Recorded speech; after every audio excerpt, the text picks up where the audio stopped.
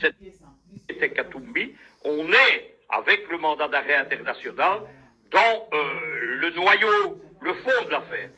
Si vous suivez les médias occidentaux, on a bâti une grande légende autour de Katumbi, on appelle ça une storytelling, c'est-à-dire qu'on vous invente la vie de quelqu'un. Il y a notamment un film, Katumbi, gouverneur du Katanga, qui a été financé en partie par Arte. Arte, ce sont les gouvernements de Paris et de Berlin, c'est de l'argent public, et on nous expliquait que Katumbi était un honnête homme, que c'était quasiment le seul politicien congolais honnête, alors que c'est un affairiste qui a livré le Katanga aux multinationales. Ça, c'est un aspect du personnage. Le deuxième aspect, c'est l'affairisme. L'affairisme, qu'est-ce que c'est? C'est que Katumbi, il appartient à une très grande famille affairiste qui s'appelle en réalité les Soriano. Lorsque vous fouillez dans les dossiers Katumbi, vous voyez qu'il est détenteur de 3 passeports différents, avec 3 nationalités, et que dans ces passeports, il ne porte pas le même nom. Il y a notamment un Moïse Soriano, qui conclut les contrats Soriano, Katumbi, Katumbi bis, on ne sait pas très bien. Troisième chose, Katumbi, c'est le choix d'un scénario politique. C'est l'homme qui a été choisi dès les années Obama, le fameux sommet USA-African Leader, nous sommes à l'été 2014, il a été choisi comme l'homme qui était chargé de dégager la cible principale de ce qui est devenu le printemps africain, qui était Kabila.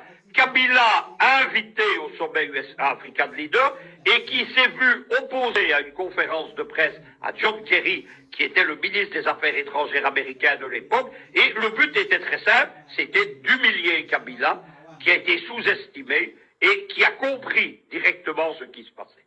Que devait être Katumbi? Katumbi devait être le candidat unique de l'opposition. On a, mais les Américains ont l'habitude de le faire, surestimé sa popularité, et on lui a bâti les moyens de ses ambitions politiques. C'est-à-dire qu'il a été pris en main par des réseaux américains, de l'administration Obama, de ce qu'on appelle les vitrines légales de la CIA, de George Soros, ce sont toujours les mêmes gens, et de l'OTAN.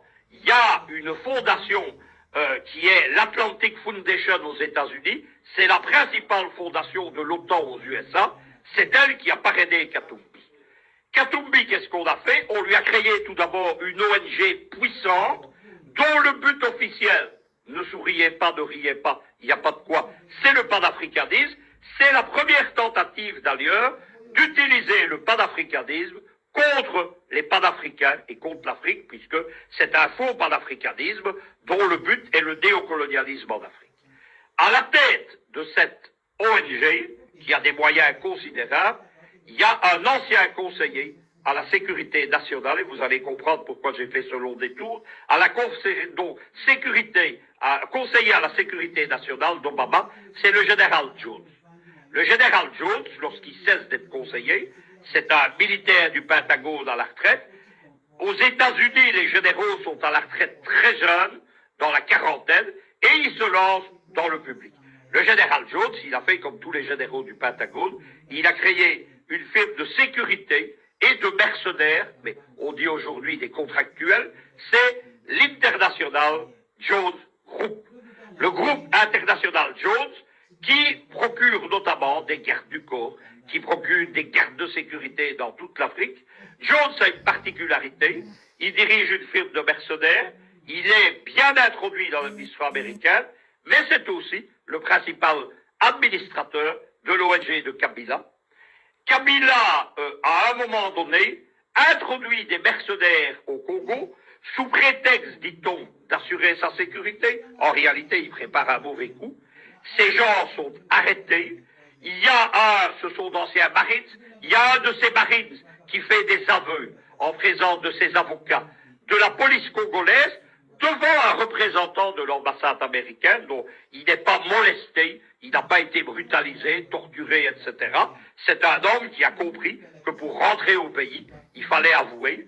À partir de ce moment-là, le parquet général congolais lance une procédure pour déstabilisation et subversion de l'État congolais, pour utilisation de mercenaires, et c'est le début de l'affaire qui vaut aujourd'hui à Katumbi d'être poursuivi.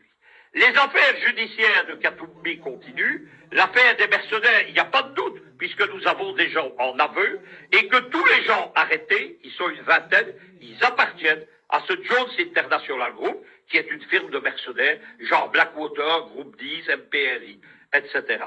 Katumbi est poursuivi pour une série de malversations.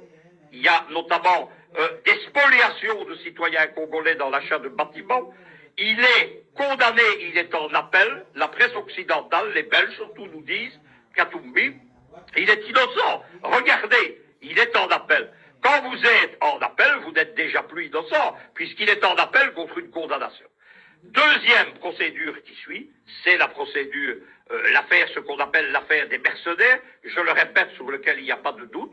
Et ce que veut le parquet général congolais, c'est arrêter la petite musique de nuit, où la presse belge, en particulier Le Monde Afrique, sa petite sœur, la Libre Belgique Afrique à Bruxelles, nous raconte que Katumbi est poursuivi politiquement. C'est un agneau blanc innocent, on l'a empêché d'être candidat. Il n'a pas pu venir déposer sa candidature, non pas parce qu'on lui a interdit de rentrer, mais parce qu'il y a un mandat d'arrêt international contre lui, et qu'il conviendrait qu'il se constitue prisonnier et qu'il soit incarcéré, ce qui suffit d'ailleurs à empêcher sa candidature aux élections. Mais Katumbi reste un des jokers des Occidentaux, puisque vous avez vu ce rassemblement de 8 partis de l'opposition congolaise, alors que les candidatures à la présidentielle sont déposées en cours d'être examinées, donc dire